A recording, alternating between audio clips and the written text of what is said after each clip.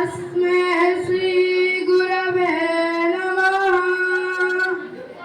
सम्माननीय सभापति महोदय, पूज्य मोर चिर वंदनीय शिक्षक और शिक्षयित्री माने तथा मोर छोट बड़ भाई और भौणी माने और मोर सहपाठी गण, आज आमर डॉक्टर सर्वपल्ली राधाकृष्णन जन्म जयंती।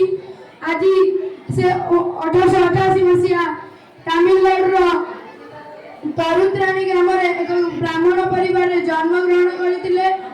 से एक ब्राह्मण परिवार जन्म ग्रहण करते। आमर गुर अर्थ होची अंधार, रूर अर्थ होची आलोक, जे आमको अज्ञान रूपक अंधकार को आलोक प्रदान करतांती से होचंती गुरु। आमर प्रथम गुरु होचंती माता, से होचंती माता जे आमको हाथ धरी कुनी कुनी पादरे चलवा शिखाई। जे सही माँ जहाँ कोल न रही आमको निद हो न था, से माँ को मोर द्वितीय गुरु शिक्षक जहाँ बिना आम गोटे पाद भी आगू को जापारानी। मुझे मो आगे स्मरण रखी मोर वक्तव्य आरंभ करुची। आमर आग कालर गुरु शिष्य परंपरा एबे नहीं, एबे पिला माने केते गुरु को निंदा करूचंदी।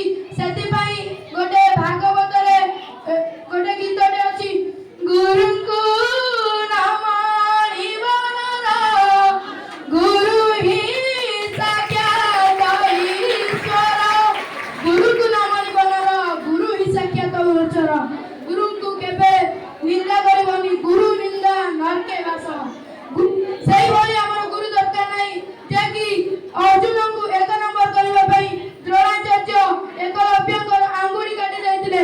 सही भली गुरु हम देश समाज रो विपद हमको यदि भारत को एक नंबर करबा को हेले ताले हमर डॉक्टर हमर पूर्वतन राष्ट्रपति डॉक्टर एपीजे अब्दुल कलाम को सही भली गुरु ओ हमर जोग गुरु विश्व रे जोग गुरु एक नंबर करितिबा रामदेव बाबा को बड़ी गुरु दरकार। हमर एई भली आतंकवादी गुरु दरकार नहीं जे कि शहीद अफजल और मौलाना अब्दुल सादात मासूम को बड़ी हमर गुरु दरकार नहीं। से गुरु हमर देश हमर जाति रो कलंक आउ से हम पई बहुत विपदपूर्ण।